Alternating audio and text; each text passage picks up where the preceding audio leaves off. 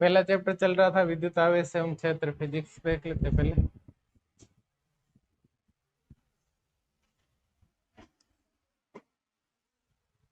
इसमें अपने आवेशों की परिभाषा पढ़ी, उसके बाद आवेशों के प्रकार पढ़े, आवेशों के गुणधर्म पढ़े थे। गुणधर्म में पहला था आकर्षण और प्रतिकर्षण।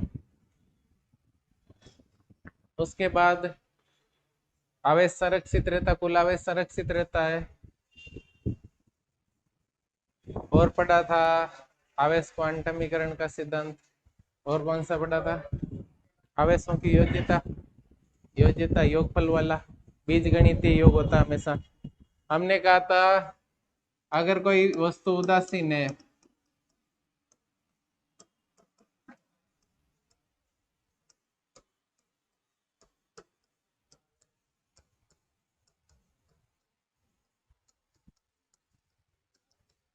अगर मैं ये कहूं उदासीन वस्तु पर आवेश शून्य होता है तो ये गलत है। उदासीन वस्तु पर शून्य आवेश नहीं होता कभी। आवेश तो होता है जितना उदासीन वस्तु पर आवेश शून्य होता है। अगर आपको कहीं ये लिखा हुआ मिलता है राइट है या रॉन्ग है तो आप इसको रॉन्ग करेंगे। क्यों करेंगे? क्योंकि अगर कोई भी वस्तु उदासीन है, जैसे मैं कहूँ सोडियम, क्या होता है? उदासीन होता है। कितने इलेक्ट्रॉन होंगे इसमें? सोडियम का परमाणु क्रमांक कितना है? 11 है। तो 11 इलेक्ट्रॉन होंगे और 11 ही प्रोटॉन होंगे। तो 11 ही ऋणावेशित कण है, 11 ही धनावेशित कण है, दोनों का आवेश समान है। तो इसका नेट आवेश जो कुल आवेश है वो क्या होगा? शून्य होगा। बाकी इसका आवेश कभी भी शून्य नहीं होता, आवेश होता है इसमें।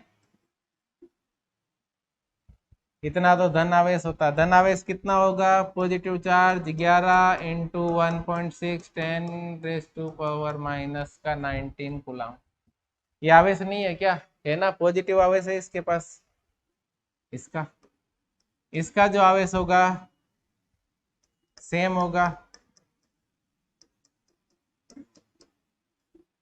लेकिन कैसा आवेश होगा? ऋणात्मक। इस पे ऋणात्मक चार्ज है, इस पे धनात्मक चार्ज, पॉजिटिव चार्ज है। दोनों का नेट आवेश जो होता है वो क्या होगा? 0 होगा, शून्य होगा। तो यहाँ पर एक वर्ड आएगा नेट आवेश। नेट आवेश का मतलब इसका जो संपूर्ण आवेश है वो क्या होगा? शून्य होगा। सारे आवेशों का जो योगफल है वो क्या होगा? शून्य होगा। जबकि इसमें आवेश कभी भी शून्य नहीं होता है। इसमें धन आवेशित कण होते हैं 11 और 11 ही ऋण आवेशित कण होते हैं। तो ये आपको ध्यान रखना।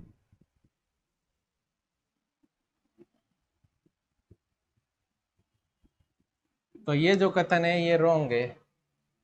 इसको आप लिखोगे उदासीन वस्तु पर नेट आवेश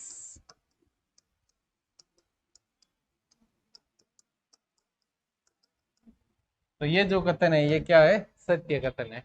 इन दोनों में भी फर्क समझ गए ना? आवेश और नेट आवेश में आवेश का मतलब तो उसके कुछ आवेश है ही नहीं उसके ऊपर, न तो उसके पास में कोई ऋण आवेशित कण है और न ही धन आवेशित कण है। जबकि परमाणु जो होता है, परमाणु हमेशा किससे मिलके बनता है? प्रोटॉन, इलेक्ट्रॉन और न्यूट्रॉन। 3 कण तो प्रत्येक परमाणु में होते हैं। तो ये जो प्रकृति, इसमें जो भी कण होगा, जो भी पदार्थ होगा, जो भी वस्तु होगी, वो 3 मूल कणों से मिलकर बनेगी, प्रोटॉन, इलेक्ट्रॉन और न्यूट्रॉन। इनके बिना किसी भी पदार्थ की कल्पना करना संभव नहीं है। और कोई भी पदार्थ बिना परमाणुओं के तो बनता ही नहीं है। परमाणुओं से मिलकर पदार्थ बनता है या फिर तत्व बनते हैं।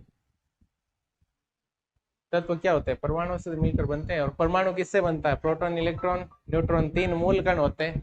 तो इलेक्ट्रॉन, प्रोटॉन तो इसके आएंगे और आएंगे। इसका मतलब इसमें नेट आवेश क्या है? शून्य है। इसका आवेश शून्य नहीं है। इसका उदाहरण आपके सामने है सोडियम परमाणु। धन आवेश कितना है? और ये हो जाएगा ऋण आवेश।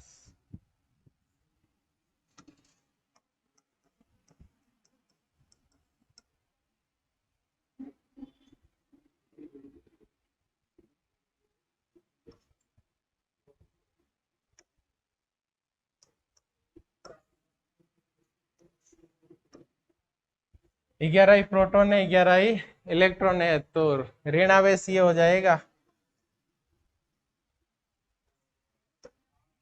ऋणात्मक चिन्ह लिखते हैं। जितना ऋण आवेश है, जितना नेगेटिव चार्ज है उतना ही पॉजिटिव चार्ज है, टोटल जो चार्ज होगा वो क्या होगा, 0 होगा। तो नेट चार्ज, नेट जो आवेश होगा वो शून्य होगा। तो जब आपसे पूछते हैं कि किसी भी उदासीन वस्तु पर क्या आवेश शून्य होता है, तो आप कहेंगे आवेश शून्य नहीं होता है, उसका जो नेट आवेश है वो क्या होता है, शून्य होता है। नेट का मतलब परिणामी आवेश, टोटल जो रिजल्ट है वो होता है शून्य। आवेश कभी शून्य नहीं होता किसी भी वस्तु पे। ये सोडियम परमाणु है, खुद उदासीन है, लेकिन इसका आवेश शून्य नहीं है, क्योंकि इसके पास में 11 धनावेशित कण है और 11 ही ऋणावेशित कण है। इसमें आवेश तो 0 तब होता है जब इसके पास कोई इलेक्ट्रॉन या फिर कोई प्रोटॉन नहीं होता, तो वो आवेश शून्य माना जाता है। तो अगली बात समझ में, आवेश कभी भी शून्य नहीं होता है, परिणामी आवेश क्या होता है, शून्य होता है, नेट आवेश शून्य होता है। ये लिखा जा सकता है, उदासीन वस्तु का परिणामी आवेश शून्य होता है, उदासीन वस्तु का आवेश कभी भी शून्य नहीं होता, ये ध्यान रखना।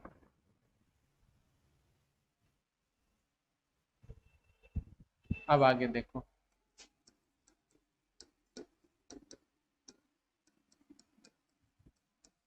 किसी भी वस्तु को जब आप आवेशित करते हैं तो उस प्रक्रिया को क्या कहते हैं, आवेशन। किसी भी वस्तु को क्या करना, आवेशित करना। अगर कोई भी उदासीन वस्तु है तो उसको आवेशित करोगे।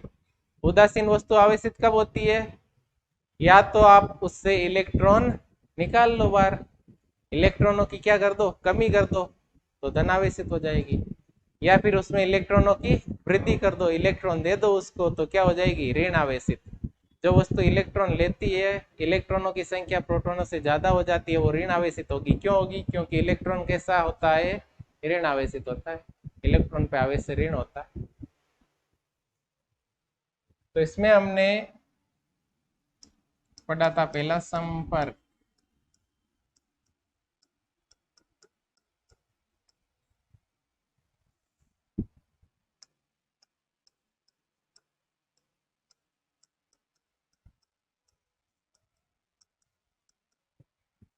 पहला तरीका।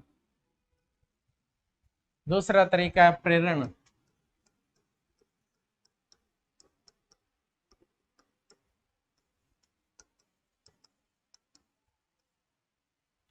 अब संपर्क द्वारा आवेशन में भी दो चीजें हैं,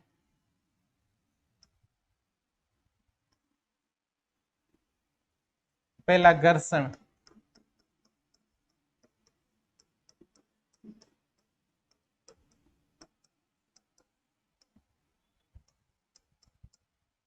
दूसरा चालन।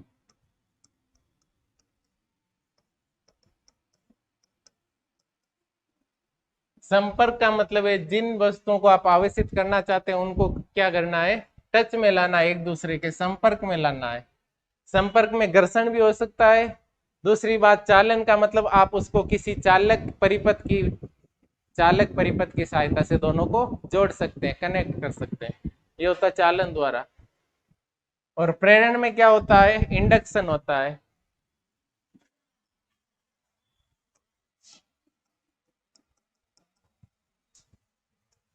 इंडक्शन का मतलब वस्तु संपर्क में नहीं आएगी, दूर ही रहेगी, कोई भी दोनों के बीच में संपर्क नहीं होगा, फिर भी क्या हो जाएगी, आवेशित हो जाएगी। तो ये कहलाता है प्रेरण द्वारा आवेशन। तो संपर्क द्वारा आवेशन हमने पहला तरीका कल पढ़ा था, घर्षण द्वारा आवेशन। घर्षण में क्या होता है, जब दो वस्तुओं को आपस में रगड़ा जाए, रगड़ेंगे तो क्या होगा, एक वस्तु से इलेक्ट्रॉन दूसरी वस्तु पे चले जाएंगे। घर्षण से पहले जो आवेश है वही आवेश घर्षण के बाद में रहेगा। लेकिन क्या होगा, इसमें दोनों वस्तुएं आवेशित हो जाएगी, इलेक्ट्रॉन एक वस्तु से दूसरी वस्तु पे स्थानांतरित हो जाएंगे, एक पे इलेक्ट्रॉन कम होंगे तो दूसरी पे ज्यादा हो जाएंगे, आवेशन हो जाएगा। चालन द्वारा आवेशन, चालन द्वारा आवेशन में क्या होता है, दो वस्तुएं जो आवेशित नहीं है, उदासीन है, उनको क्या किया जाता है, जोड़ा जाता है परिपथ से, वो होता है चालन द्वारा आवेशन। इसके बाद देखो प्रेरण द्वारा आवेशन।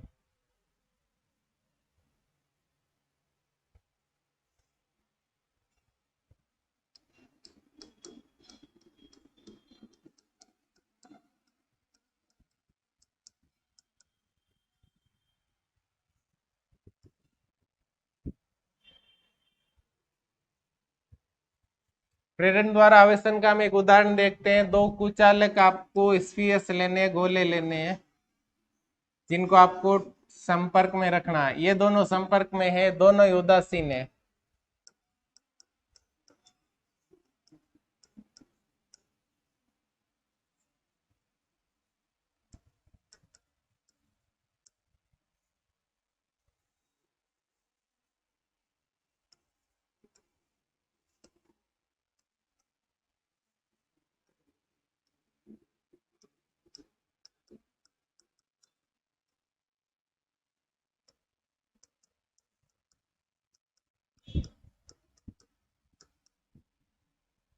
इनको क्या करना, आपको एक दूसरे के संपर्क में लाना है, टचिंग में लाना है।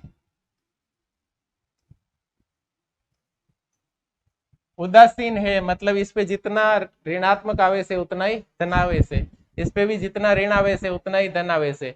और संपर्क में लाओगे तो भी ये क्या रहेगा, उदासीन ही रहेगा। अभी तक उदासीन है क्योंकि इसमें दोनों इलेक्ट्रॉन प्रोटॉन बैलेंस में थे, इसमें भी बैलेंस में बराबर है। अब इनको हमें आवेशित करना है।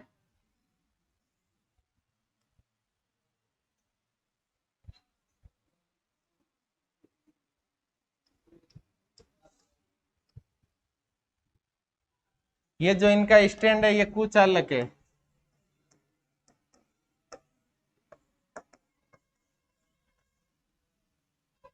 मतलब इलेक्ट्रॉन इस पर प्रवाहित नहीं हो सकते। कुचालक का मतलब होता है विद्युत रोधी। विद्युत रोधी पे इलेक्ट्रॉन गति नहीं कर सकते क्योंकि इसमें आवेश वाहक नहीं पाए जाते, आपको बताया हुआ है। अब आपको इसके पास में लेके जानी है एक आवेशित छड़। इस पर मान लीजिए आवेश है धन आवेश।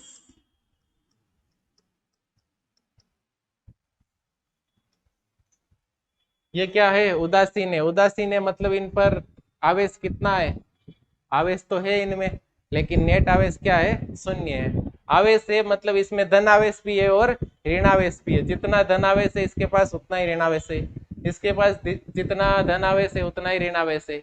ये छड़ लेके आओगे, इस पे कैसा आवेश है, धन आवेश। इसमें जो भी धन आवेश होगा वो इसके सजातीय होगा। सजातीय आवेश को ये क्या करेगी, प्रतिकृषित करेगी और विजातीय आवेशों को आकर्षित करेगी। इसमें जो भी ऋण आवेश होगा वो इस सतह के पास में इकट्ठा हो जाएगा, ऋण आवेश यहाँ आ जाएगा। बहुत सारा ऋणावेश है लेकिन उनमें से कुछ ऋणावेश यहाँ आएगा क्योंकि ज्यादा ऋणावेश यहाँ पे इकट्ठा हो जाएगा इस तरह से। तो ये ऋणावेश क्या है, ये सजातीय है। इनमें भी आपस में क्या होता है, प्रतिकर्षण होता है ना, सारे एक जगह नहीं हो सकते, ये भी सजातीय। तो इनमें से कुछ जो होंगे वो यहाँ आ जाएंगे। तो यहाँ पर जो घनत्व ज्यादा होगा वो किसका होगा, ऋण आवेश का। और ये इसका सजातीय आवेश कौन सा है, धन आवेश। वो इससे दूर भागने की कोशिश करेगा, दूर भागने की कोशिश करेगा। इसमें जो धन आवेश होगा वो यहाँ से दूर जाने की कोशिश करेगा। दोनों चालक है, दोनों में कनेक्शन है, तो इस सतह से वो इस पे आ सकता है। यहाँ आएगा तो इससे लास्ट दूर जाने की कोशिश करेगा, इससे आगे ये जा नहीं सकता क्योंकि आगे कोई माध्यम ही नहीं है। इस पे आ नहीं सकता क्योंकि ये स्टैंड जो है वो क्या है, कुचालक है। तो इस तरह से हो जाएगा। अब हमें इनको आवेशित करना है। अगर आप यहाँ से इस छड़ को हटा लेंगे, हटाते ही क्या होगा, हट गई है, तो इसका जो आकर्षण है खत्म हो गया, ये यहाँ रहेगा नहीं, इसका प्रतिकर्षण खत्म हो गया। वापस विपरीत अवस्थाओं में क्या होगा, आकर्षण होगा और ये वापस समान रूप से क्या हो जाएगा, आवेश इस सतह पर फैल जाएगा। जितना ऋणावेश है उतना धनावेश रहेगा और वापस ये क्या बन जाएगा, कुचालक। जब तक ये यहाँ पर छड़ है तभी तक ये कंडीशन है। ये छड़ हटाओ तो वापस कौन सी कंडीशन हो जाएगी, ये दोनों उदासीन है। उदासीन का मतलब ये होता है।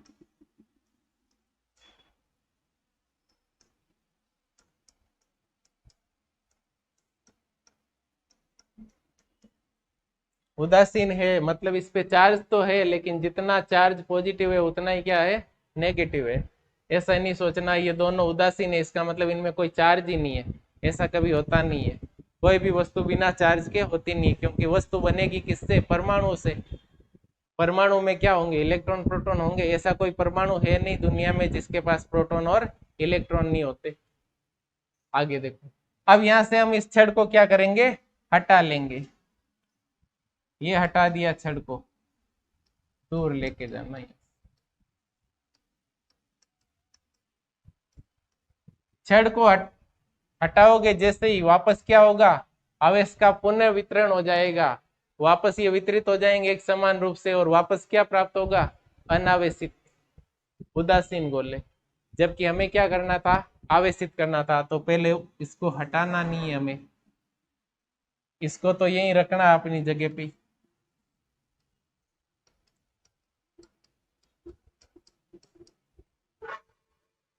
इसको यहां रखते हुए इन गोलों को क्या कर देना है, दूर दूर कर देना है।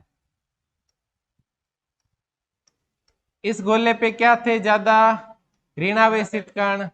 इस गोले पे ज्यादा क्या थे, धन आवेशित कण। अभी भी ये यहाँ पर है छड़, इसका मतलब ये तो आकर्षित होंगे और ये प्रतिकर्षित, तो उस पे रह गए धनावेश ज्यादा, इस पे रह गए ऋणावेश ज्यादा। अब आपको क्या करना है, अब छड़ को हटा देना है।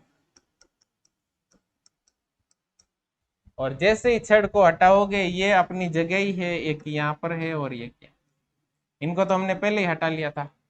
छड़ को हटा दिया तो इस पे ऋणावेश क्या हो जाएगा, वितरित हो जाएगा संपूर्ण सतह पर ऋणावेश। मतलब ये ऋणावेशित होगा, इस पर क्या होगा, धनावेश। ये ऋणावेशित हो गया और ये धनावेशित हो गया। अब इसका धनावेश अगर आपको हटाना है, इसका ऋणावेश हटाना है, दोनों को वापस संपर्क में लेके आ जाओ, दोनों वापस क्या हो जाएंगे, उदासीन हो जाएंगे। ये होता है प्रेरण द्वारा आवेशन। हमने क्या किया है इसमें वो आप भाषा में लिख सकते हो, अगर आपको ये डायग्राम समझ में आया। ये दोनों उदासीन है, दोनों ही गोले। इस पर जितना पॉजिटिव चार्ज है उतना नेगेटिव है, उस पर जितना पॉजिटिव है उतना ही क्या है, नेगेटिव। संपर्क में लाओ, संपर्क में लाओगे तब भी क्या है, उदासीन है, क्योंकि किसी पे कम ज्यादा चार्ज है ही नहीं, बराबर मात्रा में है। अब आपको ये छड़ लेके आनी है इसके पास में। कैसी छड़ है, धन आवेशित। ऋणावेशित छड़ लाओगे यहाँ पर तो ये किसको आकर्षित करेगी, धन आवेश को। इधर प्लस, धन आवेश का घनत्व ज्यादा हो जाएगा इधर, और इधर ऋणावेश का घनत्व ज्यादा होगा। और जब आप पॉजिटिव छड़ी लाओगे तो इधर धना ऋणावेश का घनत्व ज्यादा होगा, इधर धन आवेश का। ये विजातीय है आवेश, इन दोनों में क्या होगा, आकर्षण। तो जो आकर्षित होगा वही तो पास आएगा। ये सजातीय आवेश है, इनमें क्या होगा, प्रतिकर्षण, ये दूर जाएंगे। अब आप जैसे इस छड़ को हटा लोगे वापस आवेश वितरित हो जाएंगे, पुनर्वितरण कहते हैं जिसको। अपनी अपनी जगह पे सेटल हो जाएंगे, एक प्लस के पास एक नेगेटिव, एक पॉजिटिव, एक नेगेटिव, एक पॉजिटिव, एक नेगेटिव, वापस क्या हो जाएंगे, दोनों गोले उदासीन हो जाएंगे। हमें उदासीन नहीं रखना, हमें क्या करना, दोनों को ही आवेशित करना है। उदासीन तो पहले ही थे, आवेशित करना है। आवेशित करना है तो छड़ को यहीं रखो, इन दोनों को क्या कर दो, अलग अलग कर दो। जब तक इसका प्रभाव रहेगा ये कंडीशन ऐसे ही रहेगी, धन आवेश इस पे रहेगा ज्यादा और इस पे ज्यादा ऋण आवेश रहेगा। अगर यही छड़ यहाँ से हटाकर इधर लेके आ जाता मैं, तो इधर ऋण आवेश से ज्यादा होता और इधर धन आवेश। अब ये इसके पास है तो यहाँ ऋण आवेश था ज्यादा, इसके पास धन आवेश था। अब अलग अलग हो गए तो अब आप इस छड़ को हटा सकते हो।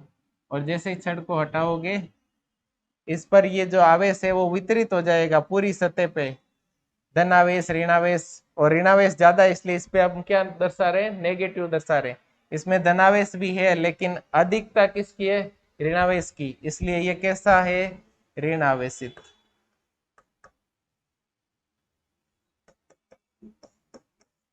नेगेटिवली चार्ज है, और ये धनावेशित है। तो दोनों ही गोले कैसे थे, उदासीन थे, दोनों को हमने क्या कर दिया, आवेशित कर दिया।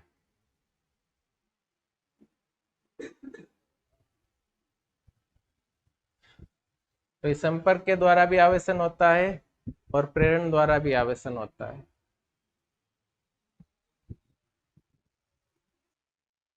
पहला क्वेश्चन देखो, कोई भी वस्तु आवेशित होती है तो उसका क्या कारण है? आवेशित होने का कारण मैंने क्या बताया था? कोई भी वस्तु अगर उदासीन है,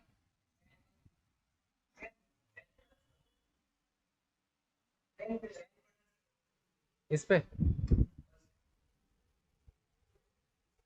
पदार्थ के आवेशित होने का कारण, कोई भी उदासीन वस्तु है तो उसको हम आवेशित कैसे कर सकते हैं? या तो उसमें से इलेक्ट्रॉन्स को क्या कर दो, बाहर निकाल दो। इलेक्ट्रॉन्स को बाहर निकालेंगे तो इलेक्ट्रॉनों की क्या होगी, कमी होगी। इलेक्ट्रॉनों का क्या होगा, अभाव होगा। कैसी होगी ये, धन आवेशित हो जाएगी। या फिर इसी वस्तु को आप इलेक्ट्रॉन्स दोगे, इलेक्ट्रॉन दोगे तो क्या होगा, इलेक्ट्रॉन बढ़ेंगे प्रोटॉन की तुलना में, और बढ़ेंगे तो क्या होगी, ऋण आवेशित। तो कौन सा सही है? किसी भी पदार्थ को आवेशित होने का कारण है एक प्रकार के आवेश का आधिक्य, आधिक्य का मतलब वृद्धि होना आवेश में, या दूसरा एक प्रकार के आवेश का अभाव, कोई विशेष प्रकार का आवेश है उसका अभाव होता तो भी क्या होता है, आवेशित होती है ना। तो इलेक्ट्रॉन का आधिक्य हो तो भी वस्तु आवेशित होती है, इलेक्ट्रॉन का अभाव हो तो भी होती है। ए तथा बी दोनों, या फिर उपरोक्त में से कोई नहीं? कौन सा रीजन होगा इसके लिए उत्तरदायी? ए और बी दोनों, ये होगा। तो दोनों ही कारण से पदार्थ क्या होता है, आवेशित होता है।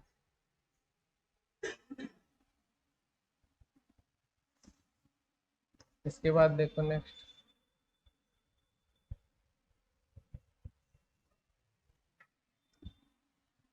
दो कुचालक वस्तुओं को आपस में रगड़ने पर वस्तुएं कैसी है, कुचालक है। कुचालक है तो उनमें जो आवेशन होगा वो कैसे होगा, संपर्क द्वारा, रगड़ने से ही होगा, और कोई दूसरा तरीका नहीं।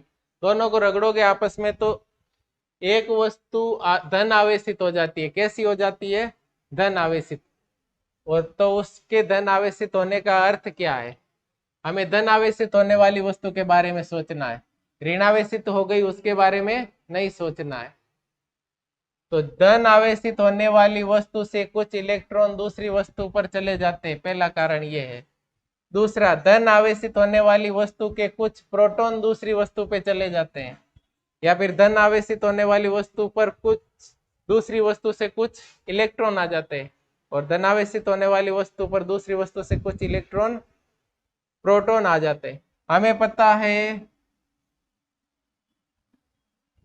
इलेक्ट्रॉन दूसरी वस्तु पर स्थानांतरित होते हैं, तो उस टाइम हमें पता है क्या होता है, वस्तु धनावेशित होगी। दूसरी बात, वस्तु के कुछ प्रोटॉन दूसरी वस्तु पर चले जाते हैं, तो धनावेश जब होता है तब तो क्या बढ़ता है, ऋणावेश बढ़ता है। ये नहीं होगा। धनावेशित होने वाली वस्तु पर दूसरी वस्तु से कुछ इलेक्ट्रॉन आ जाते हैं, जब इलेक्ट्रॉन आएंगे तो वो धनावेशित होगी क्या, वो तो ऋणावेशित होगी। ये भी नहीं। धन आवेशित होने वाली वस्तु पर दूसरी वस्तु से कुछ प्रोटॉन आ जाते हैं, प्रोटॉन का स्थानांतरण कभी भी नहीं होता। होती अगर प्रोटॉन आ जाते तो ये क्या होती, धन आवेशित ही होती। कोई भी वस्तु प्रोटॉन ग्रहण करके क्या बनती है, धन आवेशित बनती है। लेकिन प्रोटॉनों का कभी भी स्थानांतरण नहीं होता, क्योंकि प्रोटॉन कहाँ पे होते हैं, नाभिक में होते हैं, और नाभिक से प्रोटॉन को अलग करने के लिए आपको बहुत सारी ऊर्जा और बहुत सारी काम करना पड़ता है, इसलिए ये संभव नहीं है। तो ये गलत होगा। कौन सा सही होगा, यही सही होगा। धनावेशित वस्तु जो हो रही है उससे कुछ इलेक्ट्रॉन कहाँ पे जाएंगे, दूसरी वस्तु पे, और दूसरी पे चले जाएंगे तो ये वस्तु धनावेशित हो जाएगी, जिस पे जाएंगे वो ऋणावेशित हो जाएगी। तो ये रीजन होगा।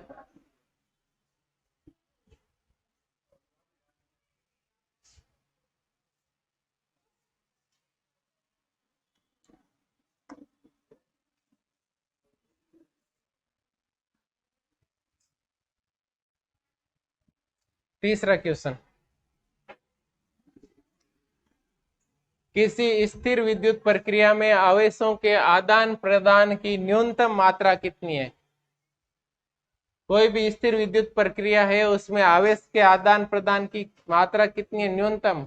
न्यूनतम कितना आवेश आप ले सकते हो और कितना आवेश दे सकते हैं। तो आपको न्यूनतम पूछा है, तो आप कम से कम कोई भी वस्तु है उसमें से कम कितना आवेश निकाल सकते हैं, 1 इलेक्ट्रॉन के बराबर। और कम से कम आप उसको कितना आवेश दे सकते हैं, कितने इलेक्ट्रॉन दे सकते हो कम से कम, 1।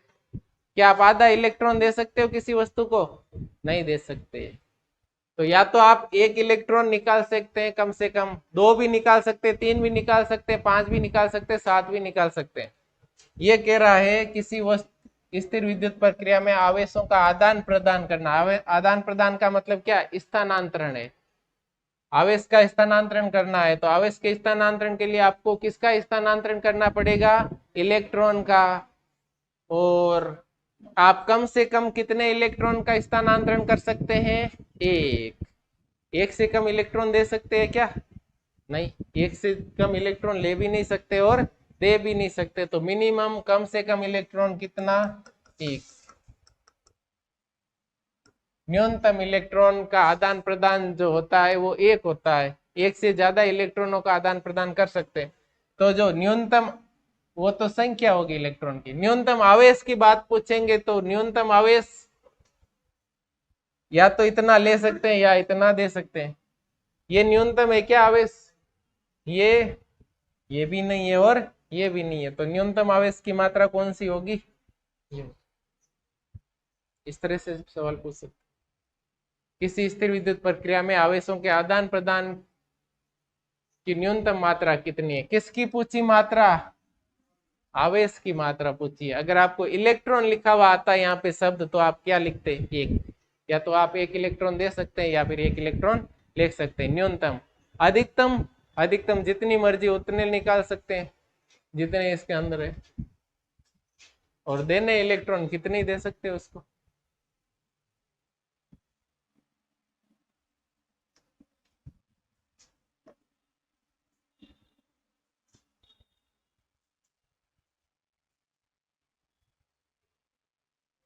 आगे वाला सवाल चौथा, हमें पूछा है 1 कूलाम में एक कूलाम क्या होता है, आवेश की मात्रक। कूलाम किसका मात्रक है, आवेश का। तो 1 कूलाम क्या होगी, आवेश की मात्रा होगी। हमें उस 1 कूलाम आवेश में इलेक्ट्रॉनों की संख्या ज्ञात करनी है। तो आप आवेश में और इलेक्ट्रॉनों की संख्या में आपको रिलेशन देखना है। पहले आपको पता है 1 इलेक्ट्रॉन पर आवेश कितना होता है, 1.6 10⁻⁻19 कूलाम। यही होता ना।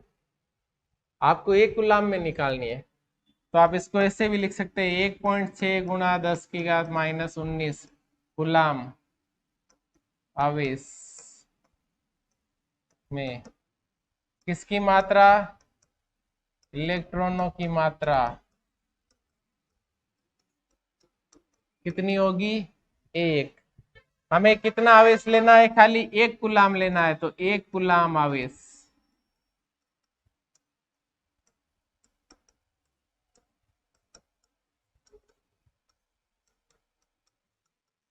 क्या रखना है, 1 कूलाम रखना है। तो इधर बाकी जो भी राशि उसका क्या करना पड़ेगा, पक्षांतरण करना पड़ेगा।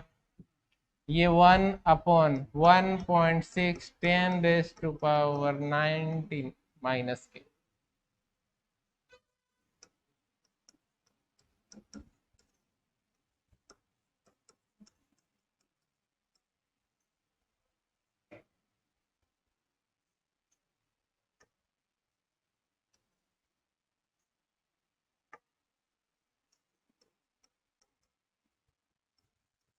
ये इलेक्ट्रॉनों की संख्या आएगी, इलेक्ट्रॉनों की मात्रा नहीं आएगी।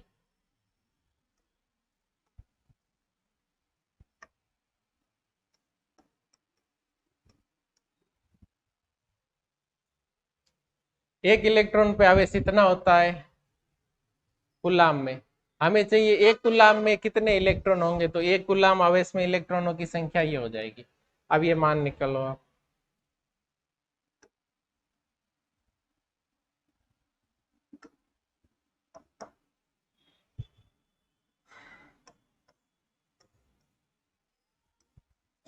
पॉइंट हटा लो, ऊपर क्या आ जाएगा, 0 आ जाएगा। बट्टा में ये 10 की घात -19 है, ऊपर लिखो तो क्या हो जाएगी, प्लस के 19। 19 घात है 10 की, एक घात कम कर दो तो एक 0 यहाँ आ जाएगा और एक घात यहाँ कम लिख दो, 16 का भाग दे दो, भाग दो 16 का, 10 में नहीं जाएगा, 100 में दो, 6 बार जाएगा 96, 4 बचेंगे, दशमलव लगा दो 40, तो 2 बार जाएगा, 16 दूना 32, फिर बचेगा 8, 0 लगा दो 80, 16 को 5 से गुणा करो 80, और ये पूरी की पूरी 10 की घात 18।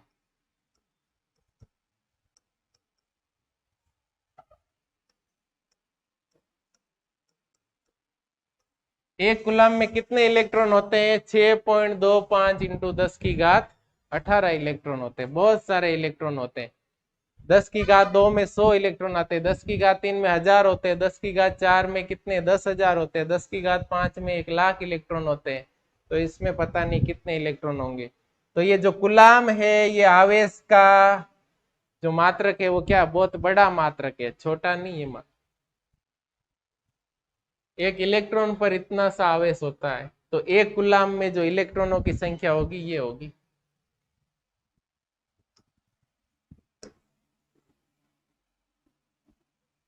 तो कौन सा होगा इसमें, 3 नंबर पे होगा।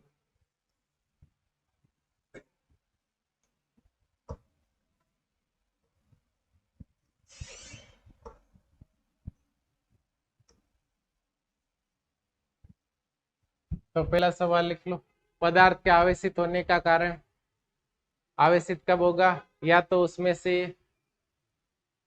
एक प्रकार का आवेश कम कर दिया जाए या फिर एक प्रकार का आवेश बढ़ा दिया जाए, दोनों ही कारण हो सकते हैं। दूसरा, दो कुचालक वस्तुओं को आपस में रगड़ने पर एक धनावेशित होती है, धनावेशित हो क्यों हुई, क्योंकि उस पर जो इलेक्ट्रॉन थे वो कहाँ चली गए, दूसरी वस्तु पे चले गए, और दूसरा कोई कारण नहीं होता, प्रोटॉन इसके लिए उत्तरदायी नहीं है। आवेशन के लिए जो उत्तरदायी राशि है वो क्या है, इलेक्ट्रॉन है, प्रोटॉन नहीं है, क्योंकि प्रोटॉन का आप स्थानांतरण नहीं कर सकते, प्रोटॉन को एक वस्तु से दूसरी वस्तु में नहीं भेज सकते, क्योंकि वो नाभिक में होता है, नाभिकीय बल जो होता है वो बहुत प्रबल बल होता है।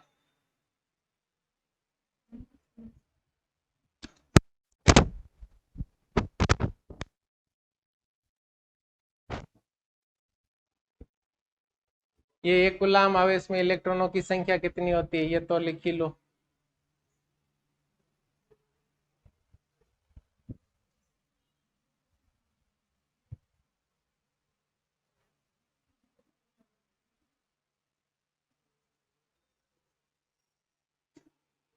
इलेक्ट्रॉनों की इतनी संख्या होती है, इतने सारे इलेक्ट्रॉन जब शामिल होते हैं, इतने इलेक्ट्रॉन अगर आप किसी पदार्थ से निकालते हो तो उस पे जो चार्ज होगा वो क्या होगा, माइनस प्लस का 1 कूलाम।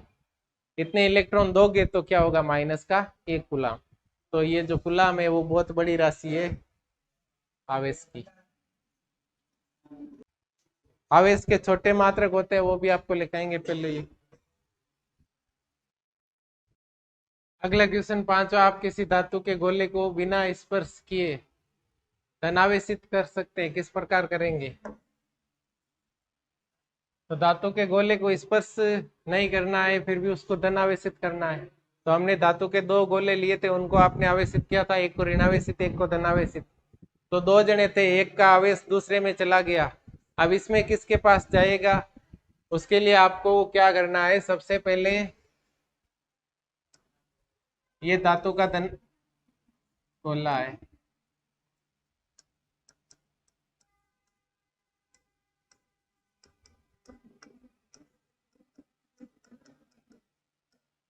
ये जो स्टैंड है वो कुचालक है,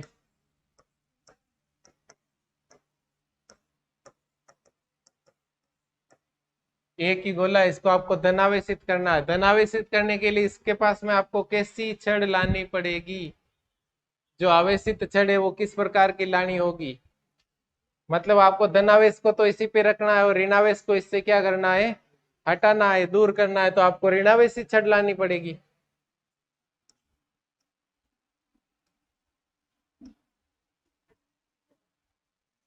ये उदासीन गोला है, इस पर चार्ज है। कौन सा चार्ज है इस पे? पॉजिटिव भी है नेगेटिव भी है, दोनों क्या है बराबर मात्रा में। अगर इस पे चार्ज ही नहीं है तो आप इसको फिर आवेशित नहीं कर सकते। कोई दूसरा चार्ज लाके इसमें कहाँ से डाल सकते? नहीं डाल सकते। इसमें से या तो चार्ज हटा कम कर सकते, या तो इलेक्ट्रॉन हटा दो या फिर इसको इलेक्ट्रॉन दे दो। अभी इसके पास इलेक्ट्रॉन और प्रोटॉन दोनों बराबर मात्रा में है, इस तरह से।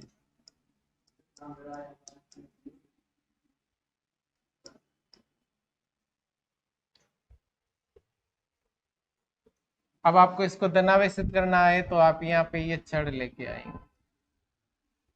धनावेश को इसी पे रखना है, मतलब धनावेश को यहाँ खींच के रखना है, तो आपको यहाँ कौन सा आवेश रखना होगा? ये सिरा ऋण आवेशित है, ऋण आवेश ज्यादा है इस पे। धनावेश भी है, कुछ है, ज्यादा नहीं है। मतलब जो अधिकता है वो किसकी है? ऋण आवेश की है। आवेश तो होगा, धन भी होगा, ऋण भी होगा, लेकिन अधिक कौन सा आवेश होगा? ऋण आवेश अधिक होगा। तो वो किसको आकर्षित करेगा? धनावेशित कणों को। इलेक्ट्रॉनों के लिए ये क्या करेगा? प्रतिकर्षण का काम करेगा, इस तरह से। अब हमें इसको हटाना है, तो इसके लिए, इसको हटाने के लिए आपको एक और दूसरा पदार्थ चाहिए जो ये इलेक्ट्रॉन ले सके। और ये इलेक्ट्रॉन लेने के लिए आपको सबसे जो उत्तम पदार्थ मिलेगा वो क्या होगा? धरातल, पृथ्वी। उससे इसको कनेक्ट कर दो। यहां से अगर आप इस छड़ को हटा लोगे तो वापस ये पॉजिटिव और नेगेटिव चार्ज जो इस तरह से, वो वापस कैसे हो जाएगा? इस प्रकार हो जाएगा।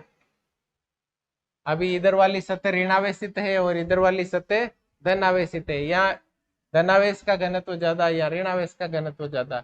जैसे ही आप इस छड़ को हटाएंगे ये वापस पुनः वितरित हो जाएंगे, वितरण वापस हो जाएगा, जैसे पहले थे वैसे हो जाएंगे, संतुलित हो जाएंगे। और ये कैसा हो जाएगा? वापस गोला उदासीन हो जाएगा। तो अभी छड़ हटाना नहीं है, छड़ को यहीं रखना है। छड़ को इसके पास में ही रखते हुए आपको क्या करना है? इसका कनेक्शन कर देना है।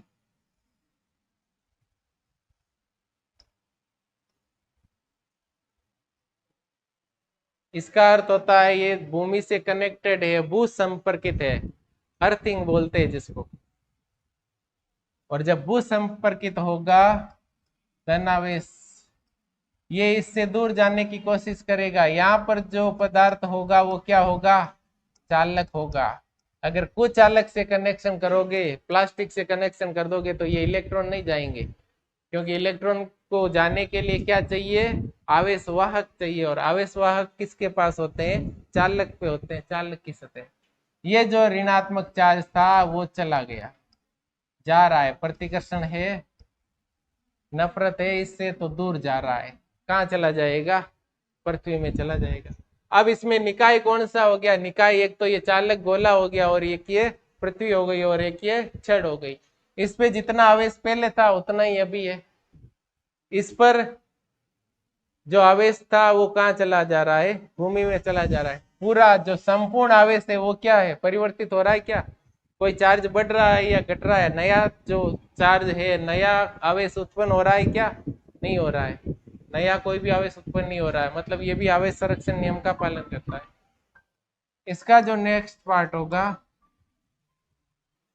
अब ये चार्ज जैसे ही भूमि में जाना शुरू होता है, पूरा चार्ज जब चला जाता है भूमि में, तो आपको इसको डिस्कनेक्ट कर देना है।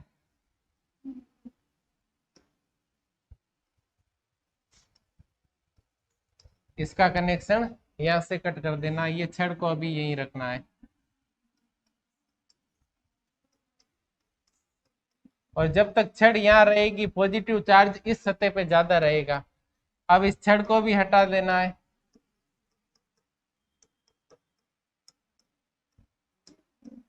और जैसे ही आप इस छड़ को हटाओगे,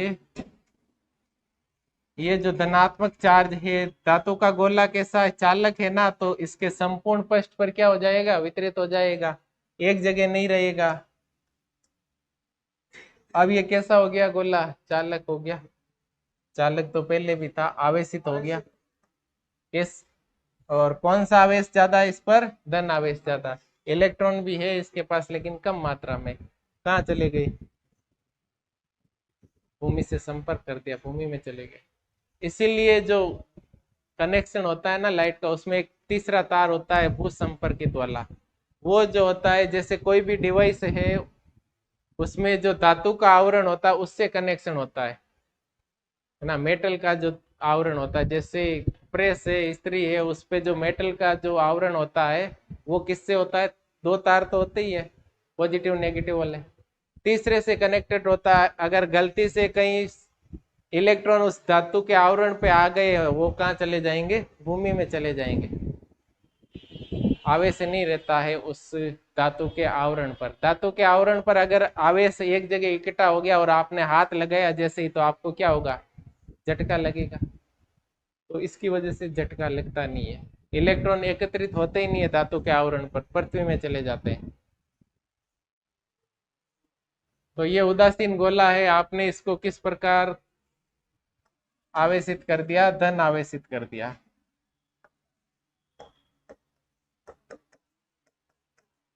ये धन आवेशित करने का तरीका है। ऋण आवेशित करना है तो फिर आपको ये छड़ कैसी लेनी पड़ेगी? धन आवेशित। तो पॉजिटिव चार्ज इसमें चला जाएगा। बना लो, ये बनाओ, प्रश्न लिख लो ये।